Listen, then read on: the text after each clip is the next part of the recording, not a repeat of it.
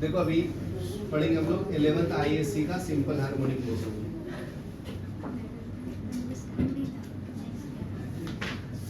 Simple harmonic motion, ठीक है। तो सिंपल हार्मोनिक मोशन में नेक्स्ट पढ़ेंगे हम लोग total energy of particle in simple harmonic motion. Total energy in simple harmonic motion, harmonic motion, ठीक है। तो देखो जैसे हम लोगों को पता है एक्सीलरेशन का फॉर्मूला क्या था, पिछले क्लास में बताया था a = -ω²y, ठीक है। और दूसरा फॉर्मूला पता है फोर्स = मास इनटू एक्सीलरेशन, ठीक है। ये फर्स्ट इक्वेशन से a का वैल्यू सेकंड इक्वेशन में डाल दो, तो ये क्या हो जाएगा -ω²y, तो ये क्या आ जाएगा -m⁻²y, ये फोर्स का वैल्यू है, ठीक है। थर्ड इक्वेशन में क्या है, वर्क डन का फॉर्मूला पता है dW = -F dy, ठीक है। तो ये F का वैल्यू इसमें डाल दो, तो dW = क्या हो जाएगा -m⁻²y * dy, ये माइनस माइनस क्या हो जाएगा +m⁻² dy = d⍵। Total work done चाहिए, तो टोटल वर्क डन चाहिए तो क्या करेंगे जी, टोटल वर्क डन, तो इंटीग्रेटिंग बोथ साइड करेंगे, इंटीग्रेटिंग बोथ साइड्स, क्या मिलेगा, integration of dW = m⁻² integration of y * dy, ठीक है। तो इसको इंटीग्रेट कर लेंगे 0 से y तक, तो क्या मिलेगा, पोटेंशियल एनर्जी, ठीक है। तो ये आपका 0 से W हो गया, ये 0 से y हो गया, ठीक है। तो ये इंटीग्रेट करेंगे तो W हो जाएगा, और ये m⁻², और ये पावर इसका 1 है, तो इंटीग्रेशन में पावर ऐड होता है ना, तो 1 + 1 2 हो जाएगा, तो ये हो जाएगा y²/2। तो ये तुम्हारा पोटेंशियल एनर्जी का फॉर्मूला मिल गया, पोटेंशियल एनर्जी क्या मिला 1/2 m⁻²y²।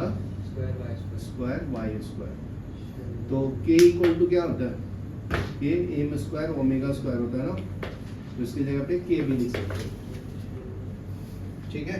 यहाँ क्लियर है। तो पोटेंशियल एनर्जी का फॉर्मूला याद रखना 1/2 m⁻²ω² y², 1/2 m⁻²y², ठीक है। तो इसको फोर्थ ले लो। अभी नेक्स्ट देखो काइनेटिक एनर्जी निकालना है फिफ्थ में। तो काइनेटिक एनर्जी क्या होता है जी, 1/2 mv² होता है ना, 1/2 mv², और v का फॉर्मूला पता है, डिराइव किए थे पिछले क्लास में, v = w √a² -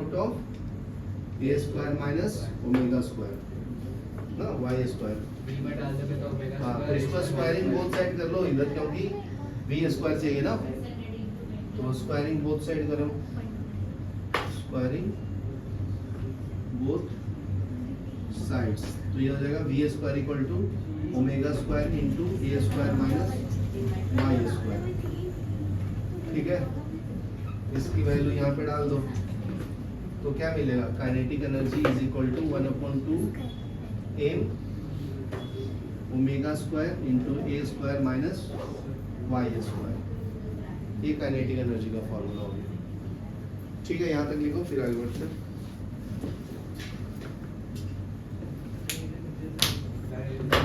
उसके बाद टोटल एनर्जी पढ़ना है।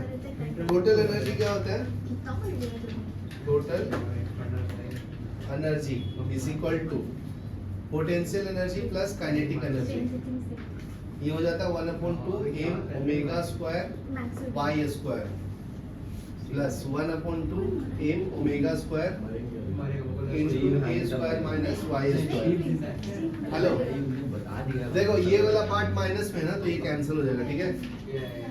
तो बचा क्या 1/2 m omega square a square, ये आपका टोटल एनर्जी का वैल्यू है। ये समझा किसी को? अनन्या समझा क्या? इसको मल्टीप्लाई करेंगे ना तो ये क्वांटिटी सेम है ना, इसलिए कैंसिल कर दिया। ओमेगा में 2 पाई n डाल दो।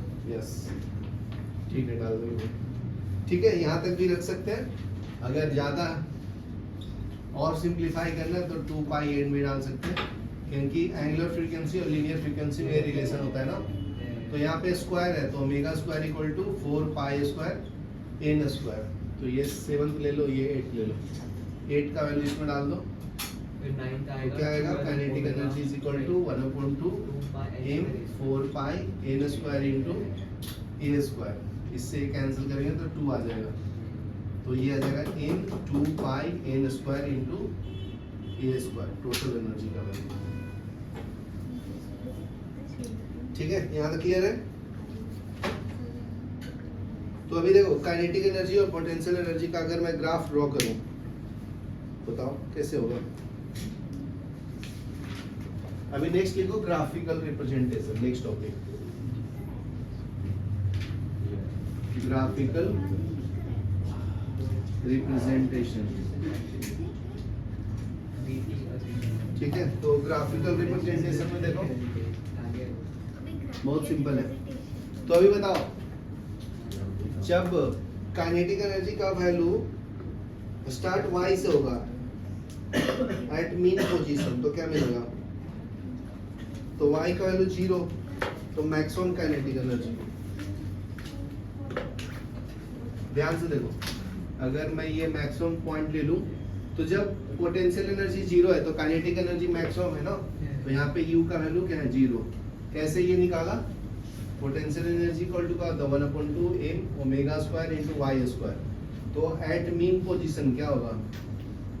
मीन पोजीशन काइनेटिक एनर्जी ज्यादा रहता है बराबर, तो y का वैल्यू 0 रहेगा और v मैक्सिमम रहेगा ना। तो ये u का वैल्यू 0 हो जाएगा, क्योंकि पोटेंशियल एनर्जी ये 0 तो ये भी 0। ठीक है, और काइनेटिक एनर्जी यहाँ से चालू होगा, मतलब ये ऐसे इंक्रीज होगा और ये ऐसे डिक्रीज होगा। तो ये तुम्हारा ग्राफ जो है ये पोटेंशियल एनर्जी का, ये किसका है? काइनेटिक एनर्जी का है। ठीक है, और एक पॉइंट आएगा जहाँ पे ये दोनों का वैल्यू मैक्सिमम होगा, मीट करेगा कहाँ पे। ठीक है, समझा कि नहीं? ये y स्क्वायर क्यों आया? क्योंकि ये क्वाड्रेटिक इक्वेशन है ना। क्वाड्रेटिक इक्वेशन का ग्राफ पढ़े होंगे ना 10th में, ऐसी है होता है ना। समझा क्या? तो ऐसे ही, तो ये हो गया तुम्हारा, ये इंक्रीजिंग ग्राफ और ये डिक्रीजिंग ग्राफ। समझा? ये जहाँ पे मिला वो तुम्हारा टोटल एनर्जी। चलो ये लिख लो। उसके बाद सिंपल पेंडुलम, सिंपल पेंडुलम। ठीक है, तो लिखो if a heavy point mass is suspended by weightless, इसका डेफिनेशन में लिख लो if a heavy point mass is suspended by a weightless inextensible and perfectly flexible string, perfectly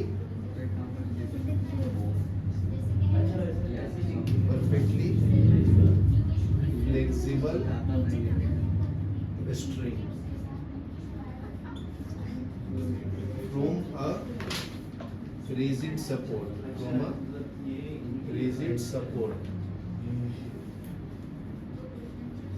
then this arrangement is called a simple pendulum। ठीक है, तो एक Bob यहाँ से लटकाना है फिक्स्ड पॉइंट से। ठीक है, इसको ऑसिलेट करना है। ठीक है, तो अगर ये मैक्सिमम पॉइंट पे आएगा तो इसका वेलोसिटी 0 हो जाएगा, इसका लेंथ l है। ये एंगल थीटा बना रहे हैं, ये इस पॉइंट से सस्पेंडेड है, ठीक है, टेंशन टी डैश है, तो यहाँ पे इसका mg नीचे लग रहा होगा, ठीक है।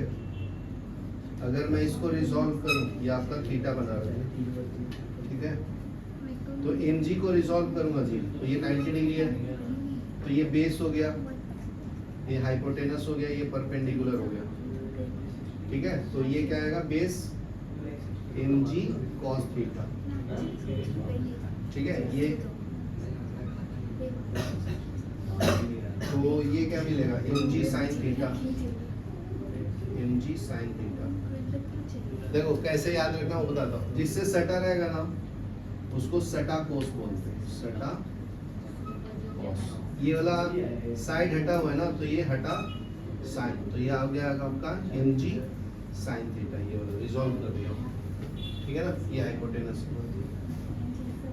तो देखो अभी यहाँ पे जो डिस्प्लेसमेंट होगा तो माइनस mg sin थीटा के बराबर होगा,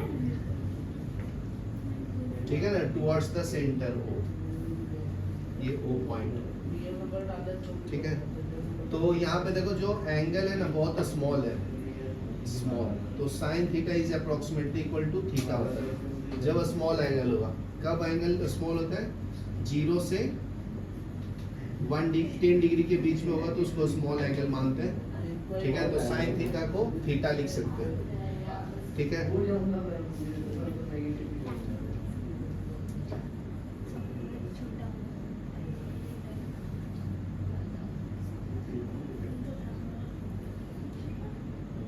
तो sin थीटा क्या होता है, परपेंडिकुलर अपन हाइपोटेनस ना, तो sin थीटा जो है थीटा वो हो गया OA बाई A से, OA बाई A से, ये A पॉइंट है S, ठीक है, परपेंडिकुलर अपन हाइपोटेनस। तो यहाँ पे वैल्यू डाल दो x अपॉन L, ठीक है। तो इसकी जगह पे क्या डालने को है, इक्वेशन 1 में 2 का वैल्यू डाल दो, x अपॉन L यहाँ पे डाल दो, तो F इक्वल टू क्या मिलेगा, minus mg into x upon L, ठीक है। और दूसरा from second Newton's third law क्या होता है, न्यूटन्स सेकंड लॉ से क्या मिलेगा, second law F equal to ma, ठीक है। तो इक्वेशन थर्ड एंड फोर्थ ध्यान से देखो, थर्ड एंड फोर्थ को देखो, दोनों फोर्स का वैल्यू है ना, तो लेफ्ट हैंड साइड इक्वल है तो राइट हैंड साइड भी इक्वल होगा। फ्रॉम थर्ड एंड फोर्थ क्या मिलेगा, minus mg x upon L is equal to ma, तो m से m कैंसल, ठीक है। तो क्या मिलेगा जी, g into X by L is equal to a, ठीक है ना। यहाँ पे माइनस है तो माइनस ले लो,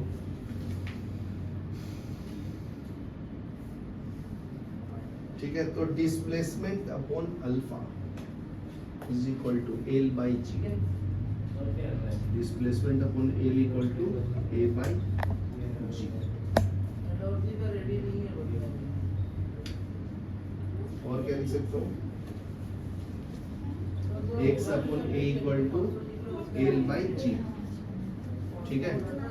displacement upon acceleration is equal to length by acceleration due to gravity. तो टाइम पीरियड का फॉर्मूला क्या होता है, माइनस साइन के साथ। टाइम पीरियड क्या होता है, t equal to 2 pi under root displacement upon acceleration, ये फॉर्मूला है सिंपल पेंडुलम का, अपॉन एक्सेलरेशन, ठीक है। t is equal to 2 pi under root.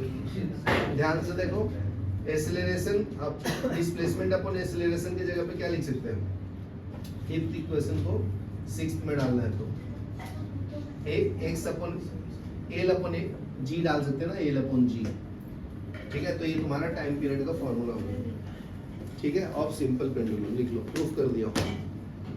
तो ये इंपॉर्टेंट है, ध्यान रखना। पॉज करो, पढ़ेंगे हम लोग। नेक्स्ट टॉपिक है time period of simple pendulum of infinite length. Sir optional optional है, पढ़ना तेरे को नहीं पढ़ना? पढ़ना उसमें नहीं आया, सिलेबस में नहीं आया। ओके पॉज करो अभी इसके बाद